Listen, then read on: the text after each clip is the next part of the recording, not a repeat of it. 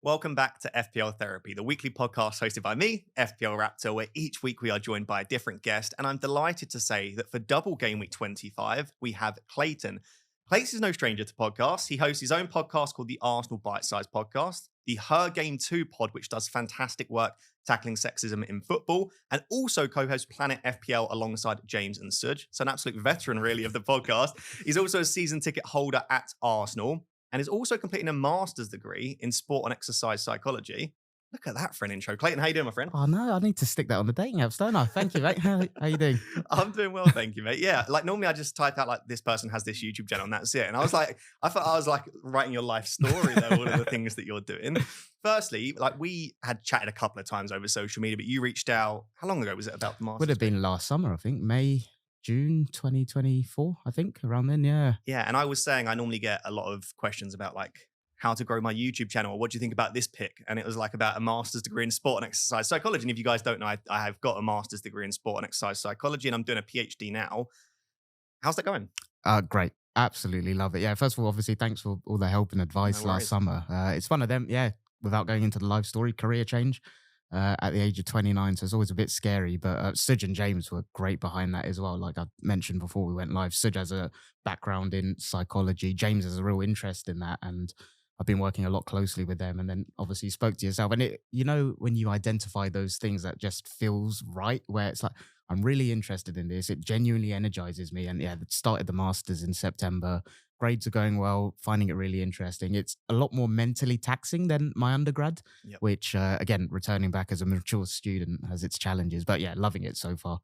I'm glad to hear that. I wanted to cover that because, like, I think a lot of people, this is obviously an FPL podcast, but so many people want to go for a career change, but they feel like you reach a certain age, even if it is as young as sort of late 20s, and it's like, well, I've dedicated so much time to a certain career, I can't possibly change. But overall, that's quite a young age if we're talking about careers. A lot of people work into their 60s, maybe even 70. So having a career change at that age or at any age, I don't think it's the worst thing. I know quite a few mature students actually during my masters that had a career change even in 40s, 50s. And Yeah, I've met quite a few people on the course that are doing that. And yeah, a lot of them have children and stuff like that. And obviously I don't. But yeah, I think it's everyone's stage in life is different, right? But for myself, I did feel a bit, or there's that societal plan of you need to be married by this age, have kids by that age. So I was kind of weighing it up, but it feels really right. I'm really enjoying it. Started football coaching as well alongside it, which is a bit new. And yeah, loving it. Really enjoying the kind of new journey I'm on. Yeah. can I ask? So you're doing a master's in sport and exercise psychology. For those that don't know, you look at things like leadership, cohesion, more team sport stuff, but you will also look at improving performance, why players perform better or worse in certain circumstances. Do you look at football slightly different now, or is it you not really carrying that across quite yet? Big time. I've always been quite an empathetic person, but I'm definitely more empathetic when it comes to, especially on pods when you're kind of critically analyzing a player. I'm definitely more mindful on what's going on. So like Rashford, I think is someone we'll talk about later.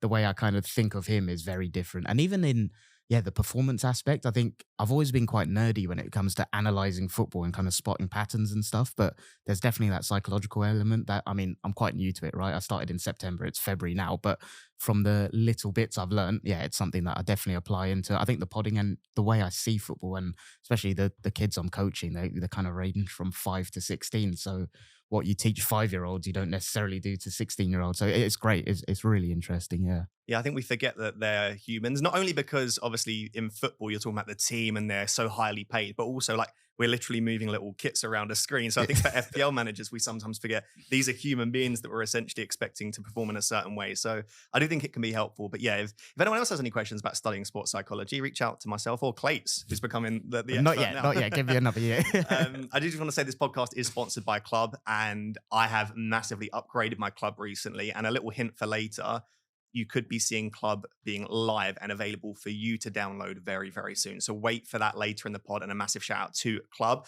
Also, if you are watching on YouTube, please make sure to subscribe and like the video, and also make sure to rate 5-star if you're listening on audio. It really does support me. If you can do it listening on Spotify, Apple, wherever you are listening, you can just sort of navigate over to the page and rate 5-star. Thank you very much. So moving on swiftly, we've both done quite well so far in Game Week 24. So to timestamp this, because we seemingly get new information every single day at the moment. We're recording this on Monday afternoon, so we still are yet to see the second game between, obviously, Everton and Liverpool. But as of right now, Clayton, you're on 95 points. you are up to a rank of 207k, which is very good for this point in the season. So to go through your team, just for those on audio, you've got Pickford in goal with the 9 points. A cheeky little assist in the first minute. That was nice. The back line's doing pretty well at the moment. Trent and Mikolenko obviously both getting clean sheets, although both are apparently now doubts for the midweek game. And then Colwell with the 2-pointer. Midfield a little bit disappointing, other than obviously Mohamed Salah with the 32-pointer. But Ødegaard and Palmer both getting a return. Kluivert and Mbeumo both blanking. And then we get onto the front line. I'm so interested to hear about this. You must have been beaming from ear to ear. But João Pedro won. You did bench Raul Jimenez for an 8, but you've got Beto with a 13-pointer. Big bad birthday Beto, as I'm calling it. Now, I remember... I can't remember what podcast I was listening to, but James and Suj were talking about this. And then James was like, yeah, well, he probably didn't have the money to go for it and die. And then Suj was like, he's got 2 million in the bank. Yes, sir. And James was like, fair play. So why did you go for Beto rather than Ndai or any of the other forwards you could have gone for with that 2 million in the bank? So we've got a brilliant patron network, right? And there's fans of every club in there. And I was speaking to one of the patrons who's a massive Everton fan. And around the time, I think it was the couple days before the transfer window was shutting, and there was lots of talks on Everton signing a centre forward, and obviously Calvert-Lewin was out. And is it FPL Salad that does those odds where it's... the odds at the start of the game, likelihood to score, basically. Yeah, so like the way I play FPL, I'm like massive eye test kind of person, but I love including data and stuff, and probabilities is just the way I operate. And so when I saw that, it kind of immediately put him into my consciousness. Then I was speaking to, his name's John, the Everton fan, and Ndai was just, he plays on the left, right? He's kind of inside forward. And it's a bit your dad, but just out and out number 9. Keep it simple. If you can promise me that both of them will play 2 games, 180 minutes, I want the centre forward, not the guy that's actually shunted out on the left a little bit. And that was part of the logic. Obviously, there's a lot of luck in there. Everton didn't end up signing a centre forward, but part of it was driven by, if Beto does score in the first game, even if they get someone, how likely is the new signing going to be to play in the Merseyside derby when Beto's potentially bagged in the first one? So it was a bit of luck, but there was some little bit of method behind the madness. But I was actually out that day with one of my mates, and kind of an accidental match of the day challenge. Didn't realise that had happened. And James messaged me something, like included a couple of swear words or something. I can't remember what it was. I was just laughing. So this is what this game's about, right? I think I tried to play it kind of optimally and properly and stuff, but I do just like having fun and going for vibes and stuff, which does come to bite me every now and then, but got lucky with that one. Yeah. Well, I don't know if it's lucky. It's just not, like going a little bit different. It's like tapping into variance, we call it. Yeah. But just like if you're going to pick a forward from Everton, just pick one that's slightly lower owned and not everyone's going for. Like we'll talk about, I've got Wood and Mateta in my team who go against everything I am as a manager. Their data's awful this season. Yeah. Like if I'm just going off data, I would have never owned Wood and Mateta. But sometimes you have to look at other stuff. And I've been saying a lot. I mean, João Pedro is the complete opposite, but I want my number 9 that I've got in my team to be standing in front of the goal. Yep. And so that's why I like Wood, Mateta, Beto, because they're actually just going to just stand there in proper the Barclays number 9s, aren't they? Exactly. And also, you have saved a bit of money. So now in future weeks, I would imagine that after this, he just sits there on the bench and he just covers you, which is really nice. I should also note you did activate the assistant manager chip on Arne's slot as well. So he's on 10. We basically need a Liverpool win, because if Moyes gets that win or even a draw, that's going to be devastating. And this is where, like, I'm Arsenal fan. Come on, Everton. I don't care about my assistant manager. Oh, that's true. That is very true. I always find it interesting speaking to different people about like what takes priority, FPL or their team. But I can guarantee with Clayts it will be Arsenal taking priority. Of course, that's 95 points. That's obviously a green arrow, right? Yeah, and it was much needed because I think I was on a streak of about 7 or 8 red arrows in a row. So yeah, much needed green arrow. Okay, perfect. So I'm also on a green arrow. I love coming onto the podcast when I'm on a green arrow, but I'm on 111 points, which is a big one. Actually, 2 weeks ago, GameWeek 23. Was it? No, GameWeek 22, I had a storm, a massive green. Then I had a massive red, and now I'm back to a green again. But yeah, Pickford 9-pointer as well. Backline was Trent with 6, Gabriel 2, and then Munoz 11. As a Man United fan, did I want us to lose? No. But if we were going to, at least Munoz was involved in it. This is kind of the perspective I had because I had Munoz and Mateta. I was like, I would rather us win 6-0. But if we're going to lose, please just be those 2 players. And obviously it was. The midfield was largely quite disappointing. Rodgers now 3 1-pointers in a row in the Premier League. Yeah. And he's in the 2 games outside of the Premier League, he's got 4 goals and an assist. Classic. Always the way. He's just tearing it up in every competition. He also loves your yellow card. 8 yellow cards for him now. Is it? I didn't realise there was that many. So if he reaches 10 yellow cards before Aston Villa have played 32 games, he gets a 2-game suspension. So that's one of the things about buying Rodgers right now. He picks up a yellow card against Ipswich. He might even then miss out in 26 as early. Yeah. So it's not a good position to be in. And he does love a yellow. Even in cup competitions, he's constantly getting booked. But yeah, outside of that, it was Mbeumo, Salah, and Palmer. And the front line is where all the points were at. So it was Isak 2 and then Wood 17, Mateta 13. Smashed it. Yeah. So basically 30 points from Wood and Mateta. Honestly, I've not done that much right this season. Like I'm up at 86k overall rank now. So it's gone okay, but that's all my forwards. Like I was on Cunha when he was 1% owned. Yeah. I jumped on Wood and Mateta when he was down at like 60% EO after loads of people had sold him. I jumped on Mateta. Mateta's still only like 4% owned at my rank. You know, you said about the way you usually play the game and strikers and stuff. Yeah. They wouldn't typically be people or players you'd go for. What's been different this season that's kind of altered your approach, I guess? Or? This podcast. Okay. So I am very data driven to my detriment. Like I think if someone doesn't have good XG, I'll just ignore them. Like Chris Wood for the first 16 game weeks, I ignored because his data was rubbish. And I just thought about it kind of in a similar way to you. So what I'm doing is ignoring a number 9 playing very central. All he's to do, his job is to score goals. Everyone feeds the ball to him. Great in the air, on penalties with good minutes. When you say it like that. And I'm like, who cares about XG in those circumstances? So I think there is some elements of this, like talismanic penalty taker, good minutes. And so I got Mateta and Wood at a very similar time. And I was like, do you know what? Let me just bring in 2 penalty takers that are doing all of those things. They tick the boxes and I can sell them in the future if I need to. And it's kind of not disproved the approach of just relying on data, but I think it's shown that you can't have one. That's a rabbit hole we can't do, can we? Exactly. But I think the moral of the story for me is not one size fits all for everything. I don't always trust data, but also I think anyone that only uses eye test is also missing out on some potential gains as well. So I think this podcast has been really good for me because it's full. Because I think if I sit in front of a camera and say, this person's got 3.4 XG for every player, it's really boring to listen to. So it's forced me to do a little bit more outside the box thinking, which is good. So thank you for watching and listening to the podcast. So yeah, 111 points with Pickford, Trent, maybe not as we'll discuss, Salah, and then Arne Slot. Assistant manager-wise, I take it you're keeping him. Any thoughts on 26, on what you want to do? That's an interesting discussion. So yeah, 25, I think if you've got Slot, you keep Slot. Yeah. 26, I don't see a single table bonus that I'm like really confident in. But at the same time, when I activated the assistant managership, I remember saying, I want to go after the table bonus for at least one of the game weeks. That was my kind of thing. Me too, yep. And so for the first 2, I'm not going after the table bonus because I've got Slot. And I feel like I owe it to myself to chase that table bonus for 26. McKenna is interesting, but do I expect Ipswich to get a result? I don't know. Who are you looking at for 26? So that was actually one of the other questions was if you've got, I don't know, if you're going for Emery in 25 or Slot in 25, who do you go for in 26? Because there's obviously no double game week. Yeah, so from my perspective with Slot, same as you, keep it for 25. It's another double. That was part of the reason I activated it in 24, get back-to-back doubles. And like you, I did say I want to chase the table bonus, but as it's coming, I'm not sure I want to. And you're looking at Arteta then? Yeah, I think so. So who does Arteta have? Is it West Ham at home? Sorry, yeah, we got West Ham at home in game week 26. I've seen a few people on Twitter talking about Leicester, Brentford at home, and Leicester aren't beating Brentford or getting a draw against Brentford. I don't know. Brentford have fallen off a little bit recently. I don't think it's impossible. I think that's one I'm just going to have to see how I feel as it gets there. We don't need to look now. We don't need to but that's what I've kind of got in my head at the minute. Either Arteta against West Ham. The Leicester one, I must say, is like 5-10% chance. But yeah, McKenna is one I've got my eye on. But the other question was for people with Moyes, was it, in terms of what to do?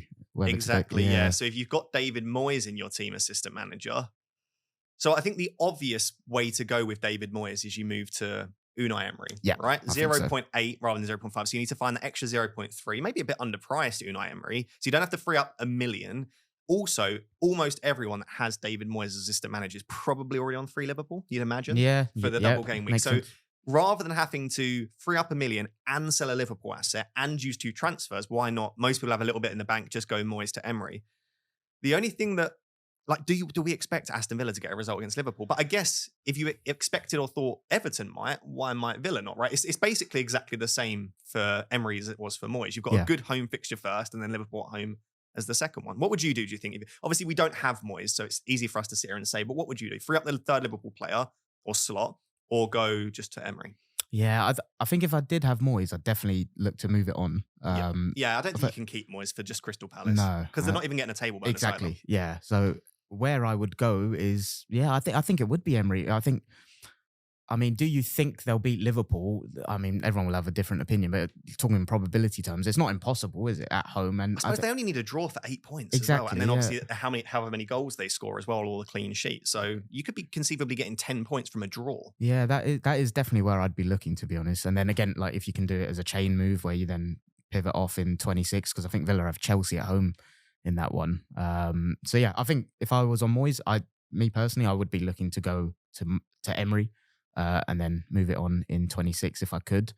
If someone doesn't have a third Liverpool asset, this is the thing. Do you go? Oh, then I think surely you go and get Slot if you've not got a third Liverpool. So I'm inclined to agree, but then I think there's part of me, you might be able to tell me the psychology behind it, like feeling like I've missed out on one of the doubles already. Yeah.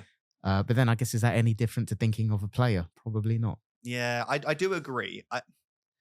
You have the whole purpose of us going for Slot in 24 was the double, Yeah. right? That was the thing we were chasing. But I don't know. I would still probably go for that. And then I was going to chuck into the equation, if Trent is a real doubt, Yeah.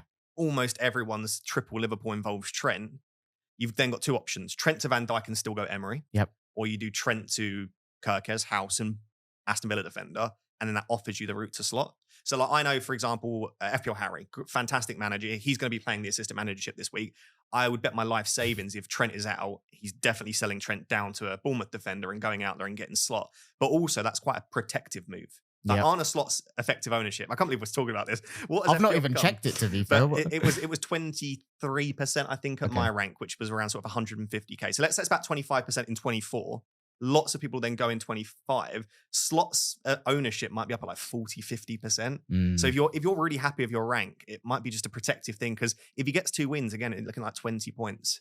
But if you're chasing, on the other hand, you go out there and get Emery. Yeah. Imagine Emery gets a win, 1-0 win against Liverpool. Then you're flying, 19-pointer. I mean, that's what you need. And not only does he go and get the 19-pointer, Slot would be on 0 for that game. So like that's what you probably chase. And I think it's each individual person. The only thing then is, what about if people haven't got the assistant managership active? So let's say you've not got the assistant managership active. Let's say you do have 3 Liverpool.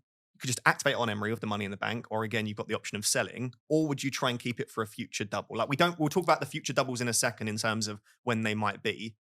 But what would be your initial instinct right now? And this is tricky because everything that's panned out from the EFL semi-finals, the carnage of the FA Cup, obviously Liverpool getting knocked out, and like you said, we'll talk about that later, but it's not a simple question anymore, is it, in terms of do you do it now or do you wait for later? Because there will be options later on, but I think it depends on what chips you've got left, right? Like people with the triple captain, your free hit, do you have a bench boost? Because that period from game week 33 onwards, Newcastle may have a double here and there, I think 30, 31 or something. I don't know. I honestly don't know. I think me personally, I would probably keep the assistant manager chip for later on, and try and maybe, I don't know, depending on what the table throws up later on in the season, can you get a double for someone with a potential table bonus fixture in there? I mean, the double game week for Liverpool now, I mean, for people that haven't used their triple captain, would they be tempted by that? Wolves and Villa, that's amazing. That was going to be the next question. I think, for me, if you have your assistant manager chip available and you've not activated it, I really still don't mind playing it in 25. However, if you have your triple captain, I'd much rather the triple captain, because as we'll discuss, Liverpool look like they'll now have no further doubles this season. So if you want a triple captain Salah, this is probably your final remaining double. Yep. Parma and Chelsea also look like they might not double. And then Man City might, but what mood might Erling Haaland be in at that point? They've been very inconsistent this season. So if you're ruling out a Salah and a Parma double later, you're overly reliant on either Parma or playing it in a single game week. Why would you play in a single when a double is available? Right? Yeah. We've seen everyone was like, Bournemouth and Everton is so difficult. Salah's had a bloody brace in the first game, and now he's got Everton still to play. So I always like a double game week, really. Have you used yours? I did. Haaland? Horribly. Oh, okay. In game week 9 on Haaland for the 6 ouch. points. Yeah. So, and I regret it. And this is the thing, because if it was a double game week, he could stink it up in the first game, gets a brace in the second, and I'm happy. So I really do think if you've got the triple captain, I would prioritize triple captain over assistant manager this week. Would you agree? Yeah, I'm in agreement with that. Yep. Cool. Right. Let's then sort of reverse back a little bit and just discuss these blanks and doubles coming up. So just recap the schedule, and then we'll have a bit of a chat about chip strategy. If you are a little bit lost at any point, at the end of each section, because I'm a lecturer, I'll try and summarize, because I often lose my students during my lectures as well. And I'll try and summarize at the end of each section. So do try your best to stick with us, and then we'll move on to discussing some of the key players and teams as well. So first thing, confirmed double game week in 25 for Liverpool and Aston Villa. So that's nice and simple. Liverpool play Wolves and Villa, and then Villa play Ipswich and Liverpool. So those are the only two teams doubling in 25. The reason they're doubling in 25 is because they will be blanking in game week 29 because of the EFL Cup final. So we have a confirmed 100% blank for Liverpool and Villa, and we have a probable, let's say 80% plus blank for Newcastle and Palace.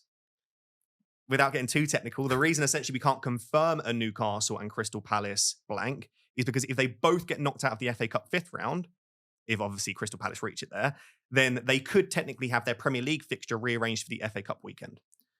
I would say I think it's even higher than 80%. Let's just say for now, go off the basis that the 4 teams that blank in 29 are Liverpool, Villa, Newcastle, and Palace. I think we can say that. And if it does end up changing, then we will, of course, update you.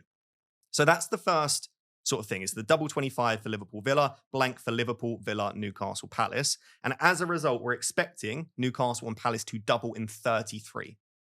They will probably not be the only team doubling in 33, however. So that's the first bit. The next thing we have then is the FA Cup 4th round results. So this threw a real spanner in the works. We'd obviously started thinking about our chip strategy ready for this pod and all of the content coming up. And essentially, the FA Cup 4th round results were important because the blank in game week 34 is due to the FA Cup semi-final. So that's the reason we have this blank in 34. So any teams, and if they're facing a team that also get knocked out, if those two teams get knocked out, they have a fixture in 34, then we can confirm now that they will indeed play in game week 34. So we can now confirm 100% that Chelsea, Everton, Liverpool, and Spurs will all have a fixture in game week 34. So there will be no blank game week for Chelsea, Everton, Liverpool, Spurs, which also means that all 4 teams will not double in 33. Yep. So Liverpool, Chelsea, Everton, Spurs are probably unlikely to have a remaining double this season, which is why we went back to obviously the idea of if you're going to triple captain Salah, this kind of has to be the week that you do it. Yeah. Did I cover all that? Yeah, well covered. Yep. I'm the student. I'm following so far. Yeah. Perfect. So let's then move on to chip strategy as a result, right? So we've got this blank for, again, to recap, blank for Liverpool, Aston Villa, Newcastle, and Palace in 29. And we've also had confirmed fixture for Chelsea, Everton, Liverpool, Spurs in 34. That means that the 2 blank game weeks for this season, or the bigger ones, will be game week 29 and game week 34. Yep. So most people would choose to use a free hit and a blank game week because it just covers you, right? You don't have to sell all the players that you'd want to keep longer term. You can keep them and just free hit them out for that 1 week. I think a lot of us were like free hit 34 looks best because that will be a bigger blank game week. And also the teams that blank in 34 will double in 33 or 36. So it's going to be difficult to navigate game week 34 without a free hit. Where do you stand now? Has that changed at all with the announcement that obviously Liverpool and Chelsea are going to actually have a fixture in 34? Not as difficult to navigate without a free hit. You hit the nail on the head before we went live where you were like, I forgot the specific wording, but basically it doesn't make 29, what was it you said? Impossible, but it doesn't make 29 better. That was it. But it makes 34 weaker. Yeah, and that's exactly where I'm at. So in terms of it's always team dependent, right? It depends what assets you've got that are blanking in 29. From memory, I've got like 2 blanking in 29. So yeah, let's have a look at your team then. So at the moment, you've got Salah, Trent. Is it just Salah and Trent? Yeah, I think it might be. Yeah, you've got Salah and Trent. Yeah, that's it. So I look at my team and I think, I mean, the question I've got in my head is what do I do with Salah and the value I've built up in him? Because I want Haaland in 29, right? If I'm not going to free hit. Yeah, this is the thing. If you want Haaland, I mean, you're not stuck there with Isak who you've got money tied up in, right? So you're in a slightly better position. I think looking at your team, I couldn't advise against a free hit anymore. It's really easy for you. So if we flip to my team then. Yeah, so how's yours looking then? Well, so I've got Trent, Salah, Rodgers, Mateta, Munoz, Isak. So only 6. I say only 6 right now. Let me add some context to that though then. Then I've also got Enzo Fernandez right now, who stinks, right? He's just an awful asset at the moment. And Vandenberg, who, let's be honest, if I had to rely on him, I have to rely on him. He's got a Bournemouth away that week. I don't really want to start Vandenberg there. Robinson's not got a great fixture against Spurs, who, for all they are defensively, they're a decent attack. You're kind of on the cusp there, aren't you? I'm on the cusp. I think if you're in my position, you could commit either way. So what you could do is say, do you know what? I'm going to free hit 29. So I'm going to bring in more Crystal Palace, more Newcastle. I'm going to make sure I get my 3rd Liverpool after I sell slot. Maybe I'll go out there and get a Rashford this week and load up on Aston Villa as well and just fully commit to all in on the 25 double and then not have to worry about game week 29. Have you still got your wild card in hand? I do still have my wild card, which makes it a little bit easier then to get out of that if I want to. Or I do a dead end into 29. And what we say when we mean dead end into 29 is basically just try and build a good team for 29 with my free transfers and then wild card out of that in game week 30.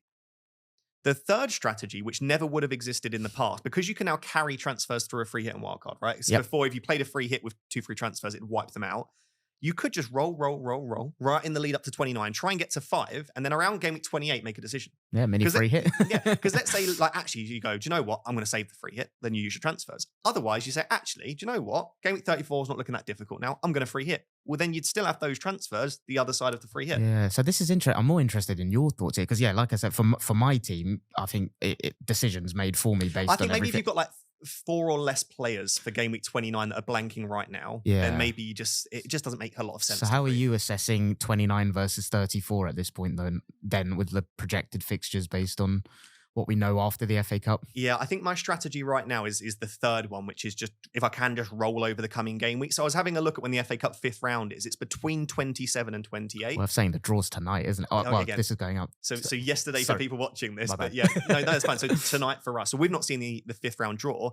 If lots of Prem teams face off against each other, 34 looks even easier to navigate because more teams will get knocked out. If all of the better Prem teams are facing up against lower league sides, although we saw with Plymouth it's not a given, but then it looks might be a bit more difficult to deal with. So there's so much up in the air. But basically, my plan right now, and a recap for I think of what I would do if you're unsure, is don't get overly aggressive with your free transfers right now. Like there is a double in front of us, yes, and use them to get assistant manager, use them to get Rodgers if you want to, but largely, if you can roll transfers in the lead up, that would be good. Because like I said, we're not going to find out until the game week 20, just before the game week 28 deadline, which teams are going to be blanking in game week 34 or more likely to blank in game week 34. That's not a good position to be in. Very if tricky you're free to hitting navigate. in 29 or wildcarding in 30. And because, like I said, you can carry those free transfers through the free hit and wildcard, I would probably lean that way in terms of how I'm going to approach it. I think it will depend on some of the key assets that I've got right now. If they look like they're going to be doubling in 33, then I might end up wanting to free hit a little bit more and just keep them so that I can keep them in my team, get them out for 29 with a free hit and then carry them through. But then I also have the strategy of a wild card as well. I'm not sure. Basically, I will assess how it goes over the coming game weeks. But yeah, I think the key thing to look out for this week is obviously the double for Liverpool and Everton, and then just keep an eye on those teams that are blanking in 29. And I would look to commit in about 2 to 3 game weeks to a strategy. Yep. Does that sound about right? Yep. Bang on. Cool. Right. I think that's most of the stuff covered around assistant manager and chip strategy. We might sort of touch on it in a little bit when we look at the other team. So let's start with Aston Villa. So I'll go through did you manage to catch the FA Cup game? I didn't know. I didn't watch the game, actually. Let me go through, because my girlfriend's a Villa fan, so we were sat there watching the game. Play. Yeah. So in the FA Cup, Marlon was the one that played as the 9. Yep. So he was obviously Ollie Watkins was out with an injury, as we'll discuss in a second. In the second half, Rashford came on for Marlon as the 9, and Asensio came on for Bailey, who was on the right. Asensio then went into the centre, which pushed Rodgers out to the right, and Asensio was through the middle. So what we essentially saw was Rashford as the striker, Asensio as the 10, and then Rodgers and Ramsey as the wide players. It looked brilliant, by the way. When Rashford and Asensio were on the pitch, Ramsey and Rodgers, the link-up play between the 4 of them, Spurs are bad. Yeah. Like, bad. And I love it at half-time. They didn't give any credit to Villa. They were like, Villa were okay. Tottenham are just terrible. I think that's slightly disrespectful to Villa, but basically, you can't draw too many conclusions. Like Leicester looked great against Spurs. Yep. And sorry, James, if you're watching this, but Leicester looked good against Spurs. And after that, they've been absolutely awful. So yeah, we can't draw too much from it. But I would imagine, based on what we saw from that, so when Rashford came on as the 9, he didn't stay as the 9 at any point. Was he just everywhere? Not really. Okay. He just kept drifting into those left channels, and we know how much he loves those left channels. I've watched Rashford for years, right? I'm a United fan. I've watched pretty much every game he's played for us. He is awful as a 9. I've always thought that, yeah. Really bad as a 9, because he doesn't know how to play on the last man. He's always caught offside. He doesn't know how to hold up the play. Although in this game, he was a little bit better. He needs to run into space, right? Exactly. He needs the ball at his feet with a player sort of jockeying backwards and running at them. And after the game, Emery said Rashford's best position is on the left. So he's confirmed that he sees Rashford playing more on the left-hand side. So I think, having seen what I've seen, and it was only one game, and looking at Emery's comments, I think their ideal front 4 is Watkins as the 9, Asensio through the centre, and then Rodgers and Rashford as the wide players. Okay. Which, by the way, is a crazy front four. That's a very strong front four. It's interesting. I know a lot of the Villa fans are talking about how highly they rate Ramsey, right? This and is then it. what happens with him. This is it. But Ramsey, and again, Villa fans, please correct me in the comments if I'm wrong on this. I've watched quite a bit of Ramsey. He's best off the left. Yeah, that's what I think. He doesn't really operate very well through the centre. And I've seen him pushed out to the right on a couple of occasions, but he's just better cutting in onto his right foot. They've built such good depth, haven't they? Just overnight, yeah. So the Duran sale has worked for them because it's forced them to go out and get a little bit more squad depth. But that's the issue. So let's say you're going with Watkins, Rashford, Ramsey, and Asensio. Sorry, Watkins, Rashford, Rodgers, and Asensio is your best front four. You've then got Ramsey. You've then got Bailey, who isn't really rated by Villa fans, but is still an option. But then you've also got McGinn, who in this game actually played a deeper role, and he did it very well. He sometimes plays on Emery in the wide shown areas, that he prefers McGinn in an advanced role. He keeps trying him as that number 10 again and again and again. And also Tielemans, I would argue, is a better 10 than he is a 6. Now, Tielemans will probably play a bit deeper, but what I'm saying is I think once Kamara can go back into midfield, once their defensive injuries sort out, once they've got Onana back, well, then McGinn either doesn't play or he plays an advanced role, and that's another player to contest. So I'm looking at this now. I think they've got like 7-ish players to operate for 4 positions. So can we take a punt on any of these players? This one, I'm going to be really boring. Like, and again, it's individual play style, right? And what you want from your team. Like, I just like picking players that I think will be secure for minutes. So I'm looking at this, and until I see, I mean, this is probably one of my downfalls as a manager. I sometimes wait too long to get the evidence to see Asensio's doing well, Rashford's doing well in this new team. I am someone that is only really interested in Watkins from Villa at the minute. And even defensively, I mean, Konsa went off injured yesterday, right? So what I do defensively there, I think Digne is a great option, but Maatsen is... Yeah, so much rotation. They've got a really strong squad now. Yeah, Villa. really good squad. And I think in like every position apart from centre-back, there's just like a really good backup option that you're just not fully sure that you can commit. I mean, even Rodgers. Should we be worried about Rodgers, or is he just so nailed on? Well, I don't know. Like, I'm not worried about his starts, but in terms of his minutes, I think over the course of the double game week, like would you be surprised if he's hooked it in the 60th minute, 70th minute in a game? Like, I wouldn't. Let me make you even more certain that he's going to get rotated. They've got 4 home games in 13 days. Is that how many it is? So great that they're all at home. Yeah. The travelling isn't required, but 4 games in 13 days, they're not getting 90. Yeah, no one's getting 90 minutes in all 4 of those. I'd be intrigued to see what minute those players were subbed off yesterday, actually, because that depth, those players aren't all just going to play 90 or 0, right? I think there are going to be a split of minutes in terms of 60s and 30s here and there. So obviously Marlon came off for Rashford, and then Bailey came off for Asensio. I think Ramsey was on until the end, and I think Rodgers was on till right towards the end. Yeah. But listen, Rodgers is their fittest player. He's the one that's most likely to play, and I wouldn't be worried about starts like you.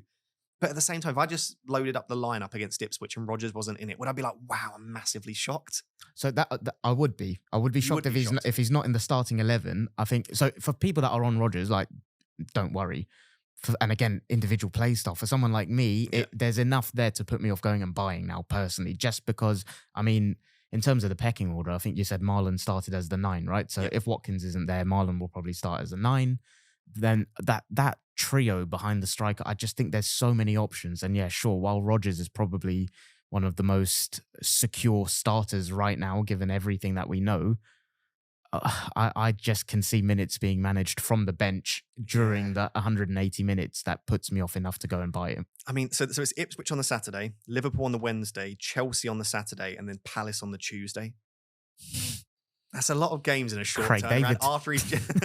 After he's just played like basically 90 mins in the FA Cup against Spurs. Yeah, and he did a lot of running in. And I don't want it to be like scaremongering people. Again, if you've got him, fine. Yeah. Like for most people, go and buy him. I don't think there's an. For me personally, I really like trying to get assets that I think will be as close to 90 minutes. Rodgers is probably one of those from Villa. With the amount of depth in the trio that can play behind the striker now, there's a slight percentage in me that's been put off to the point where I'm probably looking at buying bloody Martinez myself this week. How dull is that? Oh god, yeah, that's the well, maybe with the defensive injuries we're not as keen now. But just finally on Rodgers is also the 8 yellow cards. Can I bring that back up? Yeah, good point. It's another thing to just listen. If you told me you're going out there and buying Rodgers, a player with a double game week, lots of returns, still really cheap, been starting every game this season in the Premier League, then I don't mind it at all. But there would be enough for me that if you're really happy with your midfield 5, don't have to sell any of them. And like, if I look at your midfield 5, you're pretty happy right now as things stand. So, yeah, I think he's a good buy, but not an essential buy. Where's your head at with the other, sorry, in terms of Rashford, Asensio? Yeah, that's a good question. My heart tells me that go out there and get Rashi and attack it because he's got a point to prove, and he looked very good when he came off the bench. He was probably lucky not to get at least a booking, if not a red card. So you're quite confident he will just start in that left? No, I don't think he'll start at all. No, not at all.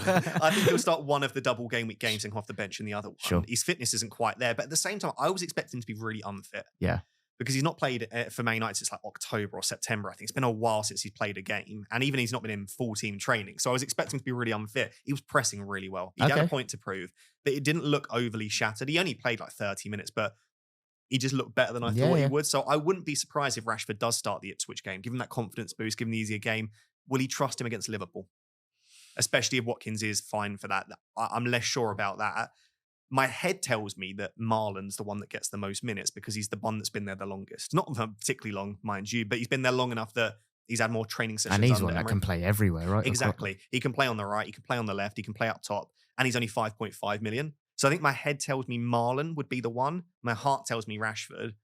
And the vibes tell me Asensio, because when he came on, his little back heels, he's just got that something cultured about him. Spanish player, isn't he? I would just say, so I know Asensio as a midfielder, right? In my heart, he's a midfielder. He's an attacking midfielder. He's really good with the ball at his feet. I've watched him a lot in the past.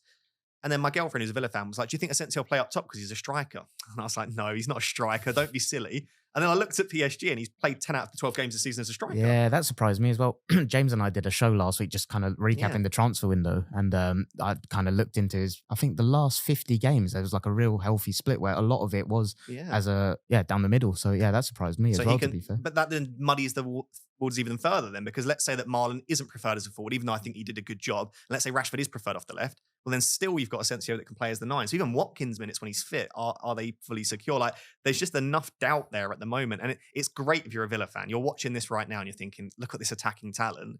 But we're not a Villa podcast, we're an FPL podcast, and it's just slightly off-putting. For what it's worth, if Watkins was confirmed fit, I personally wouldn't have many doubts on his minutes. He'll start every game. Yeah, and I think similar to what I said before, like sure, he may get a 5-10 minute early rest, but no different to when Duran was there and the same kind of mental headache that was around that. So yeah, just keep an eye on Watkins' fitness is the main thing, right? Yeah, I'll read out some data for Watkins because it's actually really strong this season. So 0.53 non-penalty XG per 90 this season is really good. His expected assist 0.08, which sounds low, but it's higher than a lot of forwards like Chris Wood and Haaland. Also, if you're a big chance kind of person that likes reading into big chances, he's averaging the most big chances per 90 of any player in the Premier League this season at 1.53. I always think stuff like that's impressive because, again, when I analyse football, excuse me, I always think with a centre forward, the ability to consistently get yourself in the area to get those chances, I think is a skill that really gets missed. So I know, ironically, I think he's top for big chances missed, but my brain goes to, I bet he gets them. So exactly. I think there are two schools of thought with big chances and XG. Is do you want someone that gets loads like Chris Wood versus like a Darwin? Yeah, Darwin's going to get 3 times the amount, but Chris Wood will finish 3 times the amount as well. So it depends which school you fall into. But yeah, for me, I want my player to get chances. And it's not even like you look at Villa and go, oh yeah, well, they've got so many incredibly creative players behind him. Rodgers does a great job and Tielemans can pick out a pass, but he's not playing for a Liverpool here. So to get that number of big chances, again, higher than Haaland, Salah, Isak, Wissa, who are all big chance magnets. If Watkins plays, he's getting you goals and assists. And I love that. And because his finishing is really bad, but also very central. Like if you watch Watkins, I don't know that he misses the target that often. He normally just blazes it straight at the keeper. That's good for FPL because it's a shot on target. But also, you might get the assist if it rebounds. Yeah, he's true. Honestly, last season when Watkins was massively overperforming his XA, he had like 5 or 6 assists, which were rebounded shots. So it's not the end of the world if he misses, as long as he hits the target. But yeah, I think Watkins, if he's fit and available, and sorry we don't have an update at the time of recording, I really like him. So the question I'll throw to you, and you're a little bit more objective because you don't have Isak. If someone sat there with Isak, would you sell Isak for Watkins this week if Watkins is confirmed fit? Because no one's going to do it if he's a risk, I don't think. Oh, you're right. This is definitely influenced by the fact that I don't have him. But I mean, so the fixtures for Newcastle were quite. So City this week actually feels quite good, but then it's Forest, Liverpool, then West Ham, then blank. Yeah, but also remember Watkins is going to blank. Yeah, I think I would just again one of my personal plays. Just attack the double. I think tapping into the variance, like you said, it's 2 fixtures instead of 1. Like I agree. I think that fixture for Newcastle against City is decent, but then if you look at it as a block of City, Forest, Liverpool, that is tough, right? And I know Villa's probably aren't that too much better when you look at it as a block, but it's just going for the 2 fixtures instead of the 1 in that individual game week. I think I would. I made the mistake of watching Isak versus Arsenal. And now so did I, mate. And now I don't want to sell Isak. Let me make it a more difficult question for you to answer then. I bought Isak at 8.5 million. He's now 9.5 million. So if I sell Isak and want to buy him back in 30 or 31, and let's say he doesn't fall in price in that time, I lose 0.5 million. Does that make it a more difficult sell, or do you still think you'd go for it? Slightly, but yeah, I think I'd still go for it. And I take your point. Like, it's the form versus fixtures thing, right? It's when you look at a player that is in that nick and that groove, the way he's playing, and like Newcastle, I think as a team typically do quite well in those tough fixtures as well. Like Newcastle will probably be fine in them, but it's again, from a strategy perspective, I just think I always prefer to try take the 2 games instead of the 1 and attack it that way. So even with the value, yeah, me personally, I probably would still go for it. But I think that may be unpopular nowadays. I think it's really splitting people. I'm going to be really annoying and say I'm not passionately in favor of either. Like, Sure. I'm not like, you just obviously can't sell Isak. He's amazing and you lose loads of money, because money is useless. If you get more points by selling him, then sell him. Like, I think value is important to build in FPL, but I would always take points over value. Yeah. So I want as many points as possible. But at the same time, I do think that Isak is just a better asset than Watkins. And definitely agree with that. And I know for a fact I'm going to want Isak in 30, because the fixtures, let me just bring them up for Isak post. So post the blank in 29, it's Brentford at home, Leicester away, United at home, which is about as good as 3 fixtures can get. Then a double game week probably. And then he's got Ipswich at home in 34, which may or may not go ahead. But it's a crazy set of fixtures that I just know I'm going to want him for. Yeah. So is it worth using 2 transfers to sell, buy back, lose the money, and also the fact that if Isak scored 2 against Man City, I'd go, yeah, do you not fair. think you'd just get him back on wildcard? I would, yeah. That's the thing. So maybe you don't need the second transfer is maybe a good point there. I basically think it comes down to your play style, your strategy, and also, yeah, I just think if you're like a real risk-seeking manager, maybe your rank as well might impact this, because Watkins is going to be real low if he's fit. I'll leave it there, because it might be that after we release this podcast or record that Watkins is out, and then it's obviously not a discussion. The only remaining thing then is the Villa defenders. So is there any consideration for you? So I'll just go through. I didn't actually realize Diego Carlos was sold. I was looking for Diego Carlos on FPL's site, and I was like, where's this guy gone? Howe is apparently a few weeks away, according to Emery. Mings was seen in training, but was not fit enough to play the Spurs game. Konsa went off with an injury, which didn't look good. It was enough to take him off straight away. Emery said he hopes it's not serious. So at the moment, their only fit centre-back is Disasi. Yeah, who's just come in from Chelsea. By the way, 4.2 million in FPL. He's a threat from set pieces, he is. And Villa have a pretty good set piece coach as well. So absolutely. So my question is, because I've seen a few people look at Disasi, Disasi will probably start this game. And if you're wondering why he wasn't in the squad, he was cup-tied, so he couldn't play in the FA Cup. But let's say in 3 weeks, Mings and Power both back.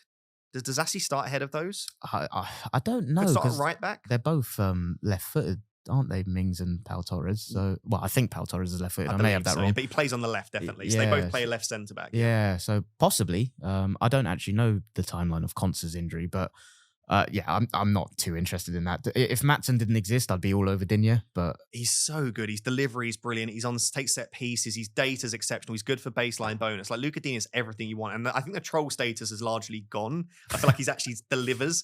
But I just looked. He's played 45 minutes in 2 of the last 3 Premier League games. Okay, yeah, that says it all, right? Yeah, and Maatsen does come on a lot, and I think it's more because Luca Digne is so important to Villa. Like, I think Emery loves him as a player, but he can't afford to lose another defender. So I think he's managing his minutes a little bit.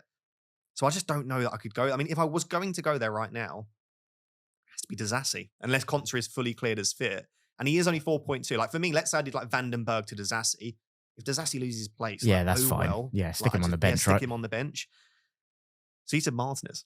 Yeah, I'm. So who was your goalkeeper, sorry? So I've got Pickford and Fabianski. So I'm covered, again, on my strategy, looking to dead end into 29. So Pickford covers me 29. I can't actually remember who they've got now. I think it's West Ham, maybe, at home. Yeah, West Ham. So I'm thinking, okay, I do want another doubler for 25, because I've got my free Liverpool. Well, we'll see what happens with Trent. I've got Slot there, but I don't have anyone else. So we spoke about the Villa attack, the midfield, the defence, and I just keep landing on I don't really trust any of them. So let me just go a bit boring, go Flappy-Ansky into Martinez and be done with that. It just feels so dull. There is another part of me that is thinking, I mean, I've got Odegaard there, and like we'll probably talk about that later, but I don't love him as an asset. That was one that I forced in when Saka was injured, and I didn't really take my time to think things through. Yeah. And just circumstances have meant I can't get rid of him. So I'm looking at, can I go to Rodgers or something like that? But yeah, I think as it stands now, if the deadline was today, I would probably go to Martinez, but that just sounds so boring. I think it's very unique for you because not only are you're in a good position in terms of you've only got 2 blankers in 29. Yeah. Like some people are sat there with like 7 players blanking. They might not want a free hit. Bringing in a Aston Villa goalkeeper with one of your frees, like free transfer is going to be so valuable. So I would normally say hate it, but in your position, I'm like, do you know what? Don't mind it. And I think Crystal Palace are in a good run of form, so I'm not necessarily expecting Pickford to do anything. That being said, this feels like a game Pickford could get 12 points, 11 points, because Crystal Palace are going to attack. Yeah. And so I think he'll make a lot of saves. All to be the saves. clean, so then it's going to be a big Another one, assist to Beto in there wouldn't be bad. he should have got an assist, by the way, the game week before. I don't know if you saw that. I can't remember that. He should have had an assist in 2 consecutive game weeks. The man's distribution is exceptionally good. Cool. So to recap then on Aston Villa, basically we're really pessimistic about it, but I think Rodgers is a fine buy. Watkins is a great buy if he's fully fit. Like, I want to have 100% certainty. If you want to punt outside of that, it's probably Disasi, but I hate that as a pick. And then maybe Marlon or Rashford. But I'm really sorry. I'm just a bit uninspired, and I think they've got too many options in all those positions. Cool. Right, let's move on to Bournemouth then. So if we take a look at the fixture ticker from Fantasy Football Hub, Bournemouth are actually top of the ticker between now and game week 30. And that's including the double, of course, for Liverpool and for Aston Villa. But obviously they don't blank in 29. So they've essentially got the same number of fixtures as someone like a Liverpool. So to read out the fixtures, it's Southampton away, Wolves at home, Brighton away, Spurs away, Brentford at home, Ipswich at home. I mean, that is an exceptional run of fixtures. Yeah, you've got them top of this ticker, haven't you? Yeah, that is. So this is according to the Fantasy Football algorithm, but that puts Bournemouth top. And I just love that. Great entry point this week. Yep. Great fixture in the blank game week when you're going to be, some people scraping to get out a good team if you're not free hitting. They've got Brentford at home. And then when everyone else wildcards in 30, let's say you're not looking to wildcard in 30, they've then got a great fixture in 30, so you're not losing too much ground to those that are wildcarding.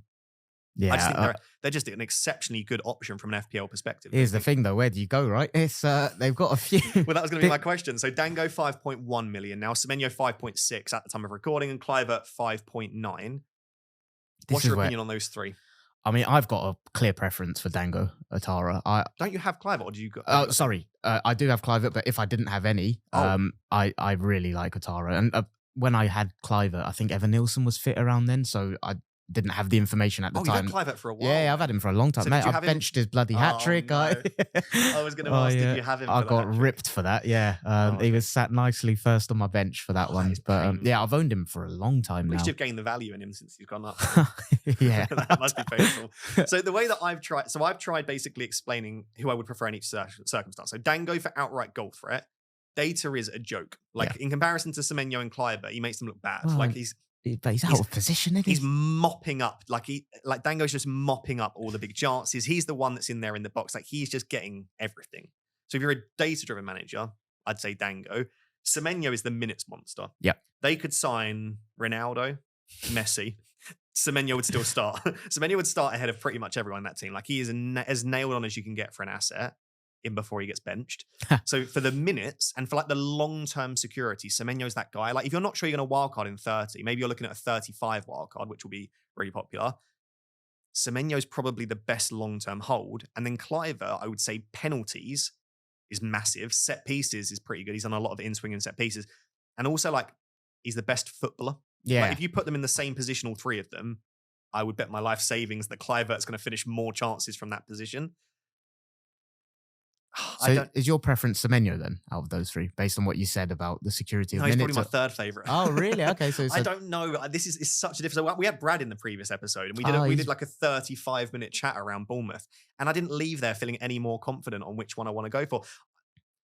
I think if I was to go right now, I think I would go Dango Yep. for a bit of spice. He's out of position. Yeah, isn't he? exactly. He's playing as the number 9, and they haven't signed anyone that's going to compete with No. him. So I don't really see his minutes going down to a point where it's like I really regret going for him. And he's the cheapest, and you can always reverse these decisions. It feels like you're locking yourself in. But let's say you go for Dango and then Jebison.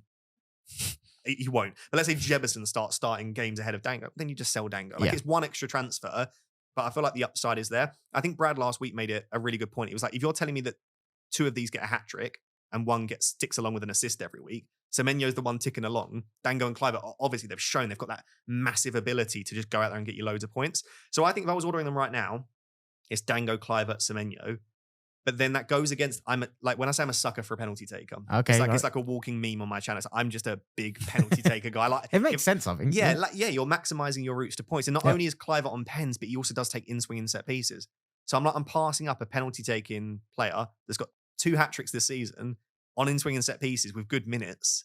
That also doesn't feel right. Yeah. Did you know what this reminds me of? I said this on Twitter, but do you remember when we had the Brighton players? We had McAllister, March, Matoma. Yeah. All of them were below 6 million. I can't remember who I went for in that period. Yeah, and a lot of us doubled up. Like I had Matoma and McAllister and ignored March. Lots of people went for March and Matoma. A lot of people had all 3. It genuinely feels like if Mbeumo didn't exist, I was thinking you could have Salah, Palmer, triple Bournemouth mids. Yeah. Which feels ridiculous. But over this run of fixtures. I mean, this is where I wish Evan Nilsson was fit. But then I know that would remove Atara from the equation. But I just don't like the forward pull in fantasy at the minute. Yeah. And if he was fit, he'd be amazing. But this is what, in the same way I described Beto, I just think, like you said on the data there, he's mopping up all the big chances. He's literally defined as a midfielder in FPL, playing as the number 9 and probably one of the most formed teams in the country under a great manager. For me, it's unbelievable that he's an option at, what is he, 5.1 or something? 5. It's a joke. And then in terms, again, I'm sat there with Clive. He's probably my 3rd favourite out of all of them. Okay. I think at the time when I did it, like I said, I don't think Atara was playing at the time. And I think Clivert was cheaper than Semenyo, perhaps, at the time. Yeah, probably at the time, yeah. Which is why I ended up going there. But if I had to pick now, it would probably be Atara, Dango, and then Semenyo, then Clivert for me, personally. I think very safe to say none of those are bad options. No. Like, when we're saying someone's 3rd, they're still an exceptional option. So my question to you now, and I think on your screen, you'll probably see like a little comparison I'll put up between them if you're watching on YouTube. By the way, if you are watching on YouTube, make sure to subscribe. I do really appreciate it. So if someone's buying a cheap midfielder this week, would you buy Rodgers or would you buy a Bournemouth midfielder? So let's say they've got 6 million. They can go out there and get Clivert, Semenyo, Dango, or Rodgers. And let's just say their team is like okay for 29. Let's not try and like look too much into GAMEWEEK 29. Just focus on this week. Who would you go out there and buy? I mean, Bournemouth have Southampton, don't they? Exactly. But then Aston Villa have Ipswich at home plus an extra fixture. Yeah. But then they blank in 29. I'm boring, but I'm consistent in how I think things through, and I'd go for the doubler. It's just the way my brain is wired. I'd go for the doubler and then reassess after. It's doubling your chance for variance, right? Cue the hat trick from Dango.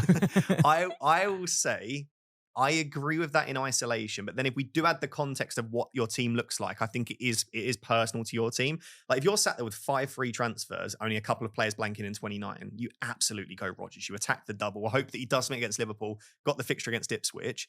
But if you're sat there with 1 free transfer, 6 players blanking, you know you're going to have to buy and sell Rodgers unless you free hit. Yeah, good and point. He's on 8 yellow cards. Like there's enough for me that would just is essentially confirming a free hit in 29 if you buy Rodgers or booking in a transfer. Yeah, and you're bang on. Like in that context, I would be going for the Bournemouth player. So I basically think it's 50-50 and it's dependent on your team. And I'm sorry to cop out like that. But basically, if you wanted some confirmation bias that buying a Bournemouth mid ahead of Rodgers is a good idea, I don't mind it at all. Yep. Yeah, absolutely. The only other thing to discuss on Bournemouth then is just the defenders. So Kirkes versus Howson. There's still 0.5 million between them. With the way you play the game, do you have a massive preference? Like, would you save the money, go for the centre-back that can get a bullet header, or just get the more attacking player in Kirkes? I mean, I think Kirkes is more likely to return, but from a defender, what am I really hoping and expecting? Not much. So I think in that position, especially with everything coming up, I would look to bank. I don't know what the price difference is between 0.5. Yeah, that's quite a lot. And like we were talking about people trying to find 0.3 to go from Moyes to Emery, right? In that position, I would go for the cheaper one. Try use that as a facilitating method to make other things happen. Yeah. So I'm going to further back that up here. I'm actually quite firmly in the boat of I'd go Howson. So he's got more attacking threat than Kirkes, 0.15 XGI. Kirk is only 0.1. And baseline bonus, Howson is a monster. So he's second out of all defenders in the Premier League at 13.79 baseline bonus, which is only behind Trent, which is crazy. Yeah. And he's played enough games now that it's a reasonable sample size. Kirkus is still actually decent enough. He ranks 23rd. He's around 9 for baseline bonus, which basically just puts him amongst some pretty decent defenders. So I'm not saying Kirkus can't get bonus. Of course he can. But if they both get a clean sheet and no attacking returns, Howson more often than not will be the one that gets the bonus. And obviously, if Howson gets any attacking returns and a clean sheet, he's going to mop up the bonus points. Yeah. From a non-fantasy perspective, just them two as footballers, they're great, aren't they? Especially Howson. I can't. The game I was watching where he came in on his debut, I can't remember the opposition, but he was outstanding. But he struggled initially, and then he grew into the game as it went on and got man of the match. And yeah, I always think, especially for a young player to come in like that, it's always really impressive. And Spurs, he got the 15-pointer. That was the first game he started. Yeah, he was exceptional. He looked a little ropey in the first few minutes, and then again overcame that, and like you said, got man of the match. And Kirkes, I mean, everyone knows about him, right? It's just I've got a lot of time for Bournemouth as a football club. If they can hang on to the pair of those in the summer, I mean, Howson they should do, given they've just brought him in. But I think Kirkes, Liverpool are going to be looking at it. Kirkes, Feels tailor-made, don't it? So they'll do well to hang on to the pair of them. But I think they've both been so good this season. Yeah, so I'm all aboard Bournemouth. I think if I were to wildcard this week, and I don't think it's a good wildcard week, by the way, I'd have 3 Bournemouth without a shadow. I would. Yep. And I'd probably be looking at. Do you know what? I'd probably. That's a fun question. Yeah. Yeah. Do you know what? So if I was to have 3 Bournemouth this week, I think I would have. Would I have double? So Howson would be there. Dango would be there. It'd be Kluivert or Kepa. Oh, interesting. Like Kepa is really going under the radar as a £4.5 million goalkeeper. But I think there are other options. I would probably go Kluivert, Dango, Howson. Nice. Is that what you go for? Kluivert, Dango. Yeah, I think it would be, to be fair. No, I'd go. Would you go 2 defenders? I'd go Howson, Dango, Semenyo. Okay. Sat there with Kluivert in my team. Yeah, I know. Yeah, everyone wants Kluivert, and you're like, get out of my team. Yeah. Right, perfect. So that's it on Bournemouth. But yeah, just I don't overlook them just because they're not doubling, basically. Very briefly on Newcastle. Really difficult to know what to do with Newcastle right now because we spoke about them a little bit briefly on Isaac, but they've got City, Forest, Liverpool, West Ham blank, but then the Brentford, Leicester United double. Trying to think other than Isaac, who would the popular asset be? Gordon? Hall. Oh, Lewis Hall, yeah, of course. So Lewis Hall was the one that I got lots of questions about, especially people that bought him at like 4.4 million. What is he now? Do you know? He's like 5.1, 5.2, I think. But okay. I mean, I've never owned him. I hate the man because he's just been ruining my rank. He's 5.1 now. So people could essentially have like 0.7 tied up. Would that put you off selling? Like, do you see returns over this period here, or do you think get rid now? I mean, I'd like to think people probably have other defenders that they can just play in this period and just keep him on the bench, but I don't think that would be a priority move at all, given the context of the double coming up and planning beyond and stuff like that. I think if people are in a position where Lewis Hall is their main problem, I think their team is exceptional. I think there are a lot of people looking at like, should you do Hall to a Bournemouth defender this week, kind of thing. Yeah, I think it's quite a nice move, isn't it, in terms of planning for 29? Again, I would be in the same camp as you. As like your team would have to be very good for your transfer this week to be Hall to Kirk. It's like, why is your team already that strong? But yeah, I think if you are in that position in the coming weeks, money tied up is important if you feel like you are going to definitely want the player back. So like if you are sure that you're going to want Hall back in 30, I'd probably avoid selling him if you've got money tied up. But if you bought him recently, I don't see many clean sheets over this period here. City, Forest, Liverpool, West Ham. Even Brentford, these aren't good fixtures from a defensive perspective.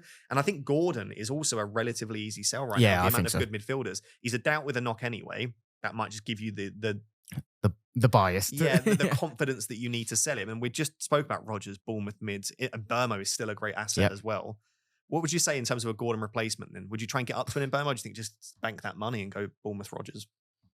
Yeah, again. How keen are you on Mbeumo these days? Yeah, I like him. I'm on an emotional roller coaster with Mbeumo. I love him and I hate him. Yeah, I think I've consistently loved him, to be fair. I sold him with regret, and he obviously punished me then. And I tried to rectify that quite quickly to get him back in. But yeah, he is someone that's similar to Isaac. It doesn't really matter who they're playing. You feel like you back them to score, but are there optimal times to own that player is more the question I always try to ask myself. But yeah, I'd quite like going to Boomer. Again, if it was my own team, being honest to myself, I probably would try attack a doubler this week.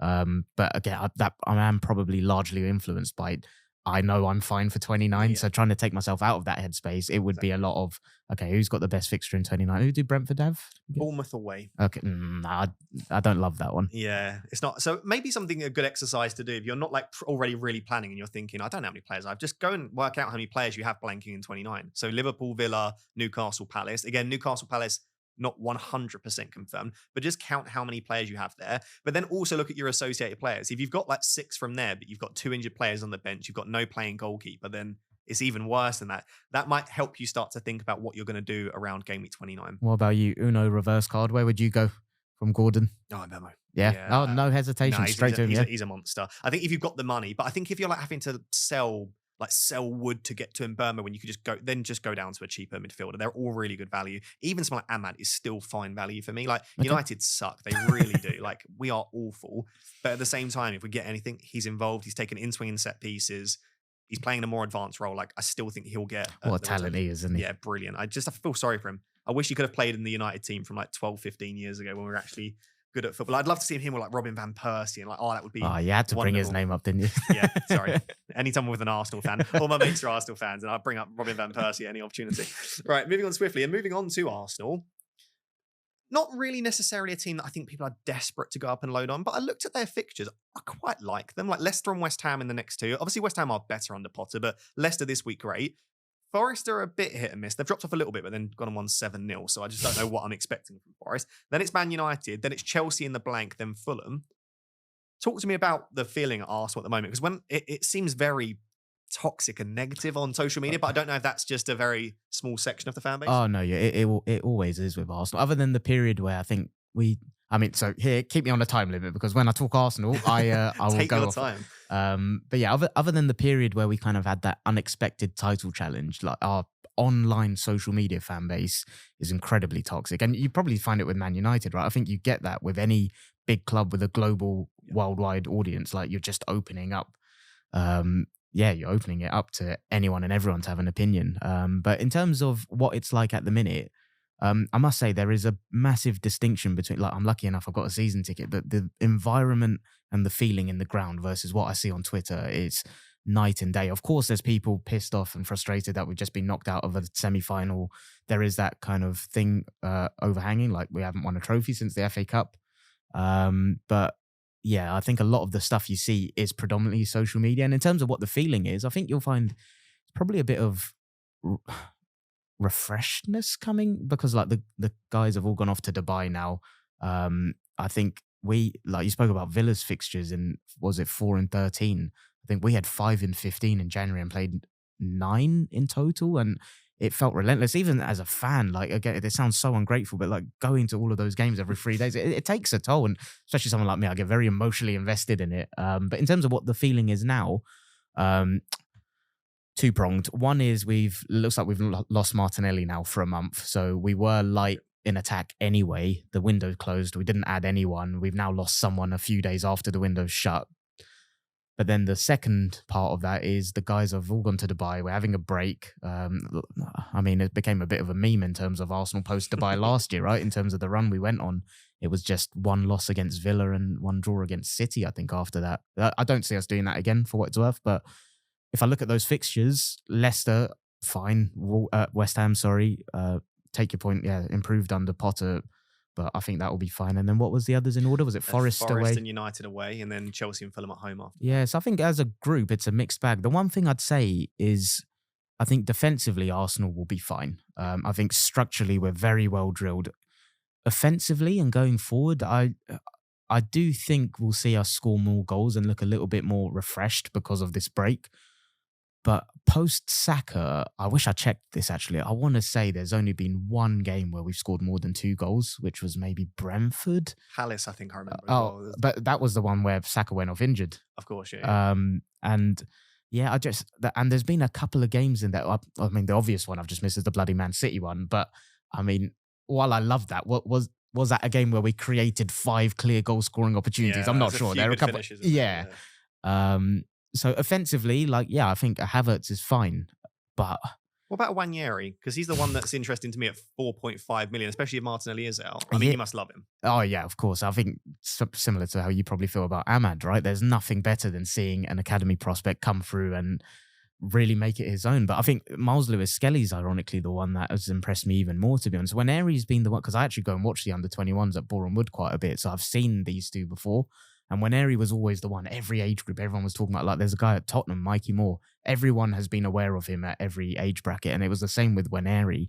Miles Lewis-Skelly was someone that used to be a midfielder in the academy levels, and you've seen him play this inverted left-back role, and, I mean, he's just phenomenal. But Wanyeri, going back to your actual question, yeah, in terms of the pecking order, who can play right wing at the minute, so there's no Saka, there's no Jesus, Martinelli was playing there. It's Wanyeri or Sterling, and I'd say it is Wanyeri that's ahead of Sterling in that pecking order right now. The only thing I'd say, Wanyeri is 17 years old. There's been a couple of games where he has done well, but his all-round game, as you'd expect from a 17-year-old, needs development. Like there was the Brighton game, he scored, but I think a lot of the analysis was, he scored, he had a great performance. Like I've got a very hypercritical mind when I look at football. He was quite sloppy in possession, and I think Arteta is someone that will be aware of that. So I think can't talk anyone out of going for him, especially a couple of weeks. But I do think what I said about some of the Villa guys, I can see him getting hooked maybe 60, 70 minutes. So from that price, what are your expectations? I think he'll start. But beyond that, I think it's performance dependent week to week. Like I wouldn't be surprised if Wanyeri doesn't do great in one game, Sterling comes in. But for the foreseeable, until the Champions League restarts for Arsenal, it's one game a week. And yeah, as of this week, again, if deadline was today, I'd predict Wanyeri would start on the right, Trossard on the left, and obviously Havertz up top. Yeah, 4.5 million midfielder in FPL starting against Leicester does feel pretty good, especially for a team like Arsenal. I looked at Wanyeri's minutes, 45 minutes twice, and then other than that, he's only played more than 45 minutes once this season. Yeah, and that's, I think... Is that a fitness thing, or do you think he's fit? It's just Arteta not trusting him for long periods of time in the game? No, I think it was just... I think the only reason we're having a conversation about him playing now is because of all the injuries. I think even if you go back to how Foden was kind of bled into the City team, I think his first season was probably, 200 minutes or so? And I think Wanyeri's probable appearances this season, it probably would have been expected to be around that and continue that trajectory. I think if anything, the injuries have bumped his progression quicker than they probably would have hoped. So I think I personally wouldn't look into how much he's played so far this season, because I think a lot of that is he had bloody Bukayo Saka there. And for what it's worth, Wanyeri's actual position that he's been playing in is that kind of right-sided 8, and he's got Martin Odegaard there. And I know Odegaard was injured and Arteta didn't go for him in that period. But now with everything the way it is, in terms of our right wing options, it's Wanyeri or Sterling. I think it's 70% towards Wanyeri at the minute.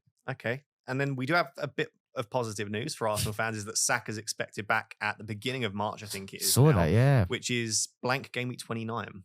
Is that when that is? Okay, yeah, interesting. So in time for the blank game week. But more importantly, I think for Arsenal, because you're probably not going to necessarily want him for that Chelsea game, post that, they've got Fulham, Everton, Brentford, Ipswich. It's not an awful run of fixtures. Now, they won't be doubling in 33, but to have Ipswich away in 33 and Brentford before that, like, it's not a bad run of fixtures. Southampton away in 38. I'll absolutely have Saka in my team for that. But just keep an eye on that as well. That, like, the game that Saka comes back, Arsenal winning 4 or 5 0. I hope so. The boost that team will, it's just like, it's almost an intangible like aura that he's just got on the pitch, you know, like he just even when he's not playing well, there's something that it just scares the opposition. They've just got to back off slightly. They have 2 players marking him at all times. Like, I just think you can't measure the impact that he has on Arsenal. And it is a weird one, because I think those players that typically have that kind of aura around them, I think are always very aesthetically different to Saka, because I wouldn't say Saka is the most pleasing on the eye in terms of like, he doesn't do tricks. He's very efficient, and he's just, he's a bit of a unicorn of a player. And again, it's just, you feel proud just kind of watching these academy products come in and get to the level they are. Yeah, we're missing him big time. Yeah. I mean, I grew up around London, so like towards East London. Classic Man United. And exactly. And so every one of my friends was an Arsenal fan. So when I say I hate Arsenal, I'm sorry to say this, Clayts, but like they're my most hated team by far. And the era that I grew up in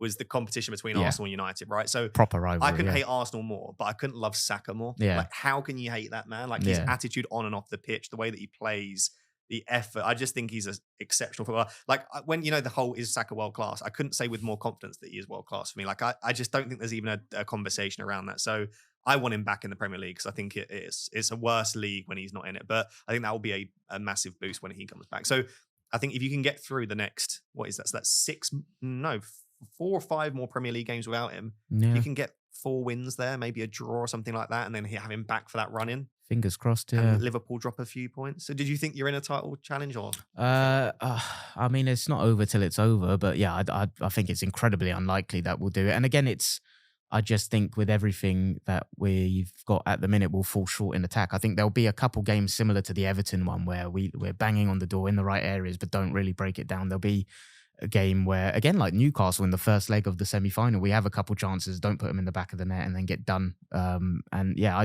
unfortunately, I think we have to be near perfect to win. And I said, like last year, we did that after Dubai. I just don't think with what's available at the minute, we've got it in us to capitalise on Liverpool dropping points if they do. So I think we'll fall just short. It's a bit gutting, isn't it, that the one year that City fall off, Liverpool just decide to be absolutely it's well deserved, isn't it? Yeah, they've been fantastic. And fair play to Slot as well, because nobody expected, I don't think, Liverpool to kick on the way they have under him. Cool. Just one final one on Arsenal is I do think Havertz is a decent option at the minute, and I know that will divide opinions. He gets the chances at least, as we said. Yeah, but again, I think Leicester away, West Ham at home.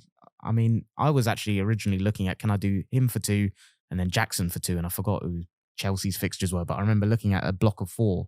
Those two felt quite nice together, and I know Havertz, everyone associates the kind of missed chances and stuff, but again, I think this break, I may look like an idiot, but I think this break will do Arsenal really, really good, coming back to Leicester and then West Ham. So I mean, the man's got 9 goals, 3 assists this season. Yeah, bad, is it? He does score, and his data is really strong. It's just, I suppose if you get frustrated owning players, don't buy him. Like if you're someone that's really annoyed when they miss, but if you're quite an emotionless manager and you don't really watch the football, stick him in, and you'll probably do quite well.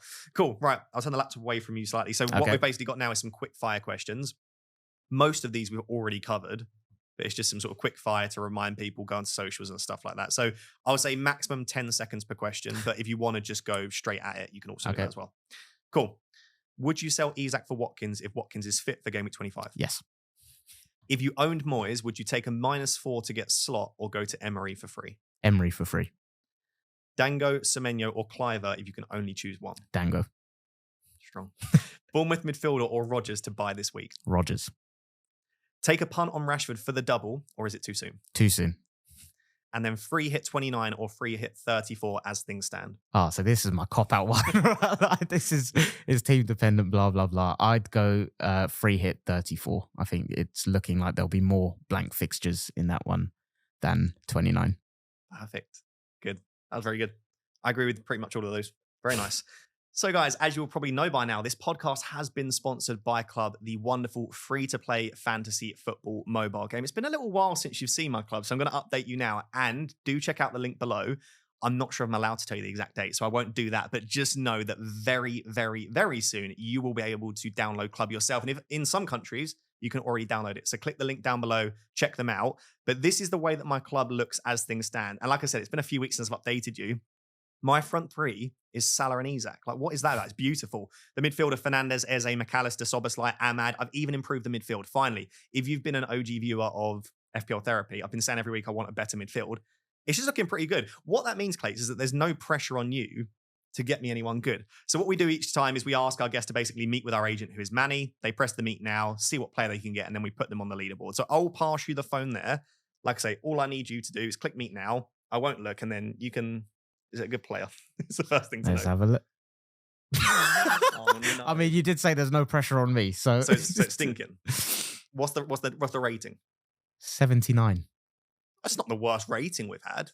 Did they start for their team? I don't know. He did at the start of the season. I've not followed this club too closely to know if he has recently. Put me out my misery. Who is it? Samari Hutchinson. Now, is it good? No. Is it the worst we've had? Also, no. Am I going to reject him? Yes. I'm very sorry. I would normally sign the player just to be respectful, but he's not getting in ahead of Isak or Salah. No hard feelings. I would have done the same. I've even got Sarr and Delap on the bench. But yeah, if you want to check out Club and hopefully get some better players than that, Manny can be a little bit unpredictable. Yeah, make sure to check it out. There'll be a link down below. Hopefully in some future episodes, you might also be able to download the game yourself. But yeah, check it out. Massive shout out to Club and use the link down below. Right. So the next thing we do is a prediction game for FPL Therapy. So each week we basically ask our guests to predict 3 differentials that they think will perform well in the upcoming week. So in game week 24, Brad predicted Delap, Ndiaye, and Szoboszlai. Obviously, it is a double game week, so Ndiaye and Szoboszlai haven't played their second game of the double yet. But Delap got 8, Ndiaye got 7, Szoboszlai got 3. So as things stand, if my maths is correct, which it probably isn't, that puts Brad on 18, which puts him in 5th. Obviously, with appearance points alone, if Ndiaye or Szoboszlai get any returns, he could jump to the top of the leaderboard. By the way, I'll turn it to you so that you can see. I am top. I was going to ask, who's top? Oh, who's that? I am top. Now, that's when I do solo pods and I've got no guest to guest. So, guest to guest. So, yeah, it is a little bit corrupt, but that's what we do here on this channel. Go on, who's second then? Let's shout out second. FPL Console, Leon. Right. Well done, Leon. And Praz, all the way in game week 2, Praz got 20 points as well because he's the GOAT of FPL. But anyway, this week, we've asked Clayts to predict. Clayts did also think that these were long-term transfers as well as being good for this week. Yeah, I didn't realise it was a game, did I? But all 3 of them are actually really good for this week. So we stuck with them anyway. And you've also not gone all in nerdy on the doubles, right? You've not gone too try-hard. Would have been a cop-out, I think. Yeah, exactly. So both Brad and Clayts have gone a little bit fair in terms of the game. First player, we don't really talk about too much more, but we love him. It's Dango Atara. Yep. 1.6%, by the way. Yeah, that blew my mind. I mean, I don't really check live ownership or any of that, but I'm always aware of people talking about it. I'd be really intrigued to see what that is in the engaged community because that is bonkers. He was still about 10%, by the way. Oh, wow. Okay. Even so, he's top ranked, so he's not really particularly highly owned. So, yeah, I mean, you've got a real differential in your hands. Southampton away feels great. Probably the worst team in the league. Although, at the moment, are they? Ipswich and Leicester might be worse than Southampton at the moment, but they're not very good. No. And I think it's a good fixture to attack. Second one, we'll go with the doubler. You've not spoken about him much. We've not spoken about him at all really in this episode, but Szoboszlai. Yeah. So 2.8%. Yeah. And even that, I think Liverpool just have an abundance of options in similar to what we were saying about Villa, right? The 3 that can play behind the striker and the one number 9, like their forward group is so versatile, but that I think in that midfield 3, Szoboszlai is positioning, like his ability to get into the right areas. And I've not actually checked his data, but a lot of this was driven by, okay, if Trent is out as well, oh, that's cheeky. Could this be quite a nice punt? And again, it depends on what people want to do with the assistant manager and whether they go to a defender. But yeah, his data's really good. Yeah, I didn't even check, but yeah, he's 0.32 XG, 0.22 XA. I think that's pretty good. Yeah, and even just watching Liverpool, he's someone that I used to only play fantasy football this way, just looking at football and like, oh, that player's there, but that used to catch me out. That's why I've started using data a bit. But when I do watch Liverpool, he just feels like he's always in and around the right areas, even if it doesn't always necessarily fall to him. And yeah, I think for the concept of like this exercise we're doing here, a lot of it was if Trent is out, I think this is a really fun differential for the week. I like it. And then the final one, we spoke about already, but you got to back one of your boys at least. Mr. Shakira, yeah. We've got Kai Havertz, 7.9%. It's a great fixture, even taking the bias away, really. Yeah, I think so. It's it's a game I'm expecting Arsenal to win. And he has to play. Yeah, exactly. Yeah, exactly. I think a lot of that a lot of why I was talking about him was there are no other options. I think the only alternative is Trossard false 9 in a game. Hopefully not. I don't mind him there, to be fair. Really? Yeah, like to be fair, Trossard I think technically is very good. Yeah. So Havertz against Leicester, I think it's a nice one. And again, like I said, in terms of if people want to look at wider planning, I don't know what people's opinions on Jackson are. Obviously, he went off recently, didn't he? But there was a nice chain there where there was 2 fixtures for Havertz, 2 for Jackson. But yeah, I think Leicester, West Ham coming up, specifically Leicester this week, is quite a nice fixture for Havertz. It's a nice set. I reckon you'll do quite well there. It's not going to take me top though, is it? I don't know. Yeah. I mean, mine was in a single game week with 26, Matoma, Wissa, Ødegaard. I can't remember who got me all the points. I think 10 for Ødegaard, 10 for Matoma, and then it was 6 for Wissa. I'm very competitive, so I regret not just going for all the doublers now. We shall see. I will roast you in the next episode if they're not very good picks. But yeah, those are the 3. Let us know who your 3 differentials are. And then we'll just finish off with our teams for game week 25. So you're in a flexible position in terms of money in the bank, but only 1 free transfer. I've got the 2 free transfers, but no money in the bank. But I'll read out your team for those listening, and then you can take us through what your current plans are. So Pickford in goal against Crystal Palace. Then we've got Gabriel against Leicester, Anderson against Forest, and then the double game week for Trent. And again, we don't have an update for Trent as of right now. The midfield is Ødegaard against Leicester. Again, if it was any other fixture, I'd say get rid of Ødegaard. Yeah. Just difficult ahead of that. Palmer against Brighton. Was Brighton the team he scored 4 against earlier this season, I think? Oh, yeah. Yeah. That was his Didn't 4-goal even game. think of that, yeah. Yeah, Southampton for Cliver, and Bournemouth against West Ham, and Salah for his double game weeks. That's actually a really good midfield, especially looking at the fixtures. But all away from home, actually, but still very good. And then the front two, I'd say probably the weakest part of your team right now. Obviously, you've got Beto on the bench, but your front two at the moment is Raul against Forest at home, and then João Pedro against Chelsea at home. And then, yeah, Beto on the bench, Mikalenko on the bench, and Colwell on the bench. And you do have, obviously, Arne Slot, assistant manager. So 2 million in the bank, 1 free transfer. What is your plan as things stand? Yeah, I mean, this is where I always try to look at like what are the problems in my team, and the forward area is the obvious, right? I do think that I sold Isaac to get I made 3 moves last week, and it was basically trying to maneuver Allison out so I can get Slot in. One of them was Isaac down to Beto, but I do look at that now and think, oh, was it worth it? When I look at that forward group, You got the brace though, didn't you? Yeah, but I mean, those two, they're not great, Raul Jimenez and João Pedro. But if they're 2 home fixtures, like, okay, I'll roll it for another week. Odegaard, I know Leicester's a decent fixture. I don't like him as an asset. He doesn't really feel like he's close to goal, and everyone talks about him dropping deep, right? He did it even more intentionally against City in the first half.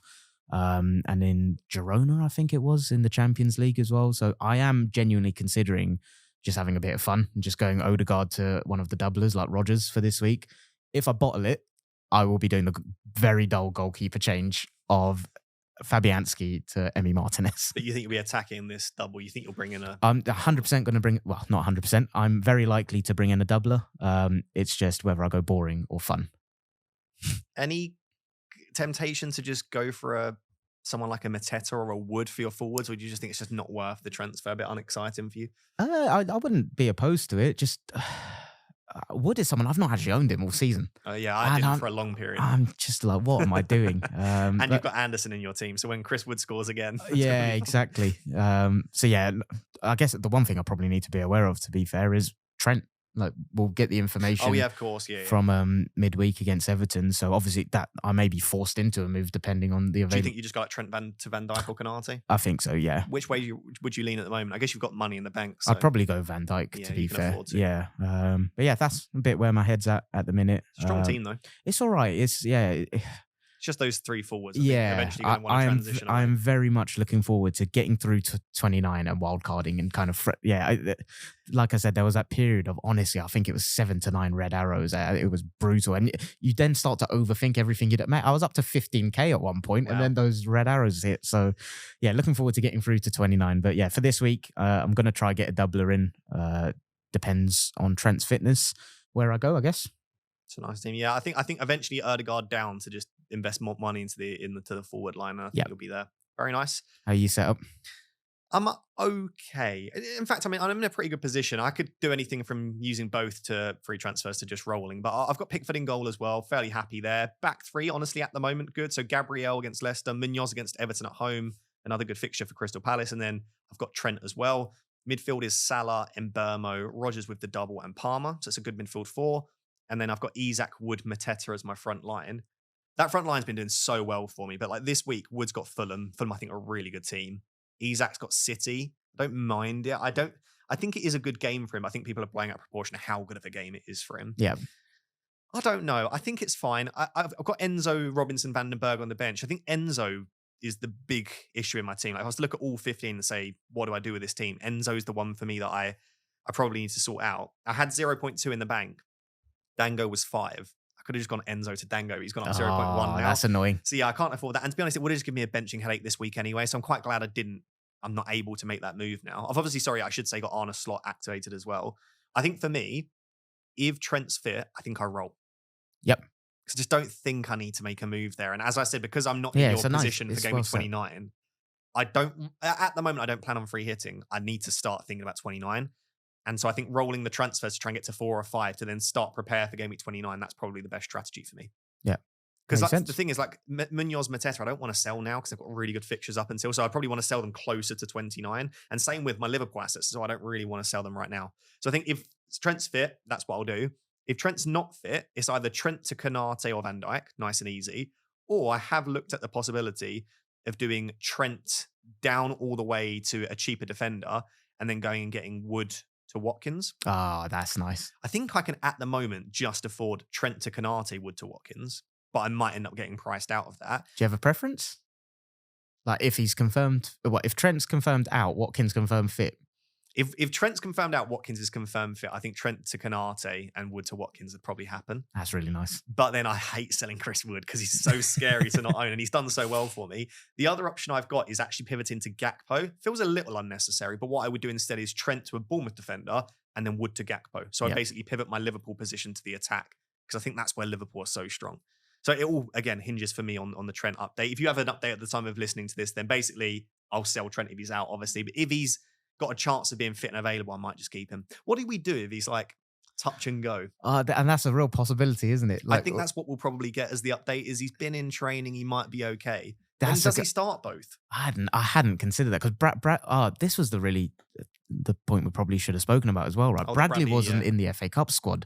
So does that insinuate that he's going to play against Everton midweek? And probably. I mean, am I going way too Sherlock Holmes here? But you would imagine, well, if he's not going to play against Everton, we'll just play him against Plymouth, get him good minutes. So that either suggests that Bradley's got an issue, which apparently he doesn't, or he's been saved for the Everton game.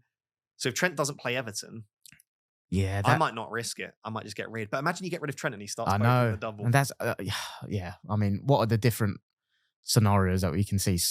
I mean, to be fair, Slot is quite forthcoming with stuff like this. Slot is very honest. Yeah. Which could be useful. He's Dutch, isn't he? So yeah, exactly. So maybe we will just get an outright answer. But if there's uncertainty, I don't know. I think I would roll the dice with him and just keep him. Because like you say, if you sell Trent in a double, especially those two fixtures, I mean, I think it's training pictures is what I'll go off. So I think if I see him in training and Slot's a bit hesitant, I'll still keep him. Because let's be honest, if he misses the Wolves game but starts the Villa game, he could still do something against Villa. It's still Trent with a single fixture. But yeah, if I don't see him in training, then that might be enough for me. We might get early. They're not the early kickoff, are they? I'm not sure, actually. Get early team news. I think because it's a Friday deadline this week. Yeah, they don't play until Sunday against Wolves. Yeah, there's no chance of us getting early team news. Got a feeling that fantasy football community is going to be out stalking all the training photos, all the bibs. Yeah, we're going to be going full-blown nerd with this one. But yeah, that's the plan as things stand. Cool, Lovely mate. Stuff. That's us done then. Thank you very much for going on the podcast. All good. Yeah, enjoyed it. Thanks for having me on. No worries. And I will link all 3 of the podcasts that you do down below. So if you want to check more of Clayts, I'll also link his Twitter. So there'll be like 4 links, the 3 podcasts. Check out his Twitter as well. You active on Twitter or Blue Sky? Twitter I actually use. Yeah, I do need to do the migration, but not done it yet. That's fine. So I'll link all of those down below. But yeah, check Clayts out. And thank you for watching as well. If you have enjoyed, please do drop a like. Make sure to subscribe. And also, if you're listening on audio, as I always say, please do rate 5-star. And also jump over to YouTube and just subscribe because we're trying to hit 15,000 subscribers. Until next time, thank you very much. Bye-bye.